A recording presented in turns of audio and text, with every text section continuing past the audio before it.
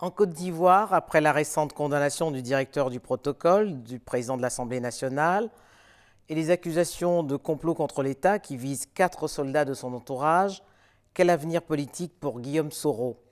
Michel Galli, bonjour. Bonjour. Que se trame-t-il autour de Guillaume Soro depuis quelques mois? Effectivement, l'arrestation de Soutousou, le chef de protocole de Guillaume Soro, n'est qu'un symptôme d'une lutte sourde au fond entre le président de la République Alassane Ouattara et Guillaume Soro. C'est une occasion au fond de faire pression sur Soro, qui d'ailleurs a profité d'un voyage en Russie pour prendre du champ et voir venir en quelque sorte. Mais depuis les accords de Marcoussis, puis ceux de Ouagadougou, puis les 2 nominations qui lui ont permis d'être successivement Premier ministre de Côte d'Ivoire, Guillaume Soro était un élément clé de l'échiquier politique national. Tout à fait. Alors, Premier ministre, effectivement, de Laurent Gbagbo, puis d'Alassane Ouattara, il faut le faire, comme on dit, et puis, au fond, deuxième personnage de l'État en tant que président de l'Assemblée nationale. Et dauphin constitutionnel, du fait. Tout à fait.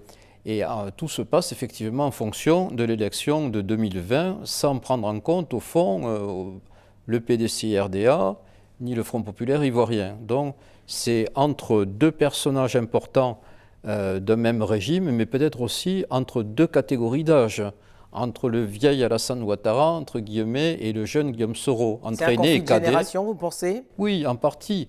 Mais aussi, c'est un conflit politique qui est complexe, puisque Guillaume Soro, au fond, il a été, malgré les ordres de la République et de l'Assemblée nationale, le chef de guerre de Alassane Ouattara. Donc, il a une emprise. Le faiseur de roi également. Le faiseur de roi, il a une emprise sur les militaires ou les miliciens, notamment autour de Bouaké.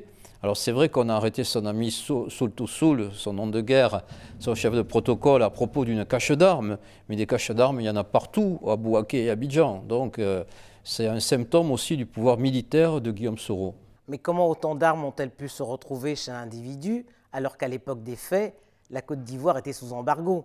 Oui, sous embargo, mais un embargo qui a été violé, notamment parce que beaucoup d'armes, sans doute d'ailleurs avec la complicité de l'armée française, il y avait un ambassadeur général qui était en quelque sorte prépositionné à Ouagadougou, dont les armes, elles arrivaient du Burkina vers la zone à l'époque rebelle, dite CNO à l'époque, et en particulier à Bouaké. Et donc il y avait des caches d'armes en fonction de l'offensive qu'ont mené les soi-disant forces nouvelles, en fait les rebelles, du nord vers le sud, vers la zone contrôlée par le président Laurent Gbagbo à l'époque.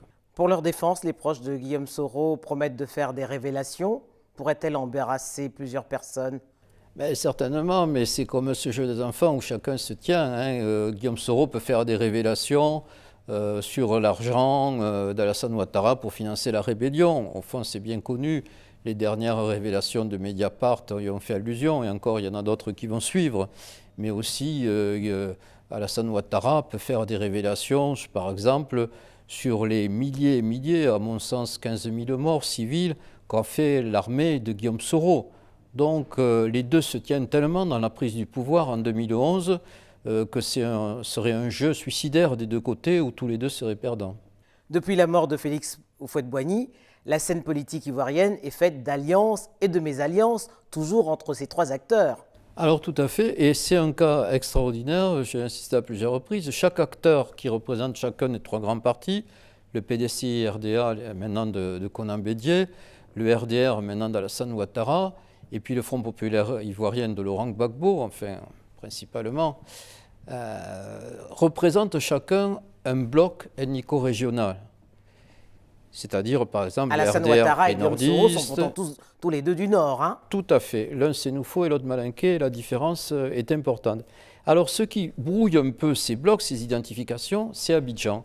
Abidjan, avec ses 30% d'union mixte entre ethnies ivoiriennes, mais aussi entre peuples de la sous-région, de Maliens, de Guinéens. Donc, c'est une ville où, je dirais, les déterminants de classe sont plus importants que les appartenances ethniques. Et alors, dans ce schéma un peu ternaire, vous voyez, à 3 sommets, ce qui brouille les cartes, c'est que Guillaume Soro a un pouvoir militaire, mais n'a pas de parti. Donc, si on raisonne en termes d'élection classique... C'est un élu du RDR. Tout à fait. Mais le parti, c'est quand même, pour le moment, Alassane Ouattara qui le tient. Et Guillaume Soro, et c'est vrai, il est en train de faire des réseaux, autant d'ailleurs à Abidjan qu'à Paris ou ailleurs dans la diaspora, mais il n'a pas un appareil qui pourrait le soutenir en fonction d'une élection, disons, à l'occidentale, pour autant, comme vous l'avez dit, qu'une succession passe par les élections. Bien que divisé, le FPI de Laurent Gbagbo peut-il être un arbitre? Écoutez, certainement, il n'y a qu'à voir, enfin, à l'époque j'avais écrit un petit texte sur le pèlerinage à La Haye. C'était assez amusant de voir, avant la dernière élection présidentielle, de voir Conan Banny ou d'autres, ou Conan Coadjou-Bertin, qui allaient chercher l'appui symbolique de Laurent Gbagbo. Parce que, vous voyez, les dernières élections, c'est au fond des élections en trompe-l'œil. Il y a eu 80% d'abstention. Ça ne veut pas dire que le Front populaire ivoirien a 80% de votants, mais enfin, il y a les déçus du ouattarisme, ou du soroïsme, si on peut dire, mais il y a quand même un large appui. Et Afin Guessan, qui a essayé de mener une rébellion interne, au fond, en se rapprochant de Ouattara, il a eu un pourcentage ridicule, peut-être 9%, de 15% de participation, c'est-à-dire à peu près 1% de participation. Alors, à mon avis, c'est un homme sans avenir politique. Donc, c'est le Front populaire ivoirien de Laurent Gbagbo, représenté par Abdourahmane Sangaré, qui tient, au fond, la majorité. Qui peut jouer le rôle d'arbitre. Qui peut jouer le rôle d'arbitre, mais ils veulent participer aux élections en 2020, mais c'est un peu comme le Kenya.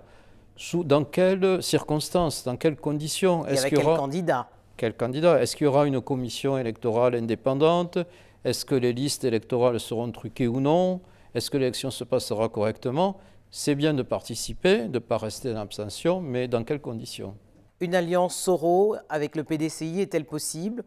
Le rapprochement s'est fait d'ailleurs, on a vu qu'il a été représenté au 3e anniversaire de l'accord de Daoukro. Daoukro, de l'appel Daoukro, oui, effectivement, il y a des photos symboliques où Soro pose à côté d'Henri Konan Bédié. Mais pour autant, chaque fois qu'il y a eu une épreuve de force, au fond, historiquement, Henri Konan Bédié a cédé.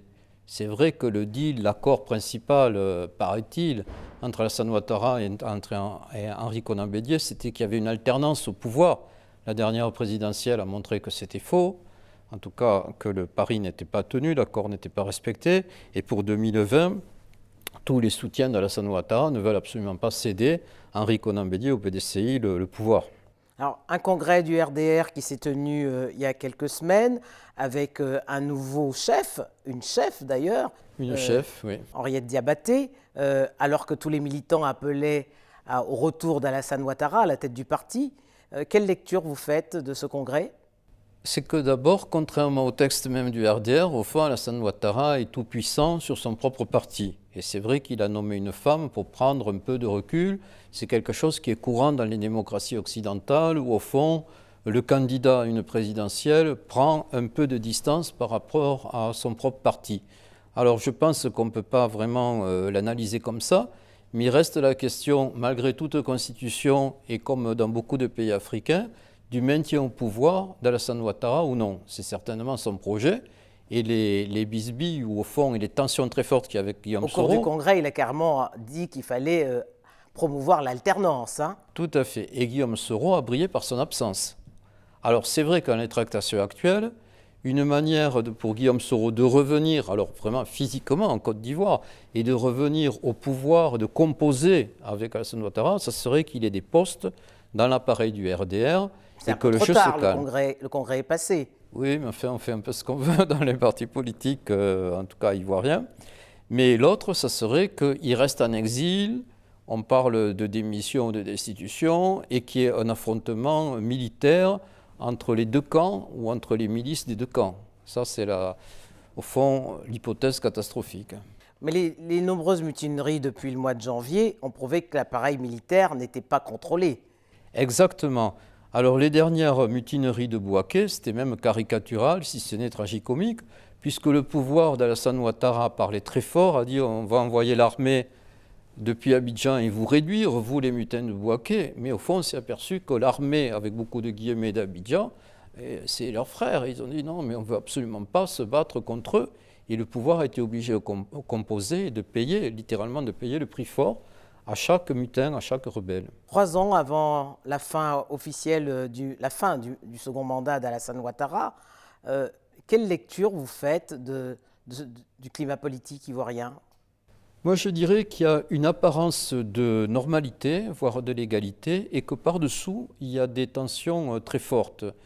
D'abord, entre le camp au pouvoir, hein, dont on vient de parler, et ensuite parce que, sans reprendre les phrases de Marx sur un spectre qui hante les consciences, mais c'est vrai que l'ombre de Laurent Gbagbo, procès de La Haye ou pas, hante un peu l'espace politique ivoirien. Donc, Pour quelle raison, selon vous? Quand vous avez, d'abord parce qu'on idéalise toujours le passé, ensuite en sens contraire parce qu'il y a eu un traumatisme très profond en avril 2011, hein, ce que j'appelle le coup d'État franco-onusien, et que les milliers de morts qu'il y a eu font que la vie politique, y compris les manifestations, vous voyez les manifestations de rue, sont un peu impossibles dans les esprits. Peut-être pas d'ailleurs au point de vue de l'ordre réel, hein, si vous voulez, mais les gens sont encore tétanisés, voire traumatisés par ce qui s'est passé. Donc une réconciliation, comme le dit l'opposition, sans libération de Laurent Gbagbo et puis sa remise dans le jeu politique me semble très difficile, voire impossible. Mais les révélations de Mediapart sur justement le transfert à La Haye de Laurent Gbagbo peuvent-elles changer la donne? Si vous voulez, si on se place sur un plan juridique, c'est évident. Je me demande devant quelle juridiction, puisque la Cour pénale internationale est soi-disant souveraine, on pourrait aller, mais enfin... Mais elle est discréditée aujourd'hui. Elle est discréditée, d'abord au Campo, et par ricochet Bensouda, en attendant qu'il y ait peut-être de nouvelles révélations qui la mettent en cause. Mais surtout, les révélations de Mediapart ont montré qu'il n'y a pas de base juridique à l'arrestation, puis à la déportation ou transfèrement de Laurent Gbagbo à La Haye.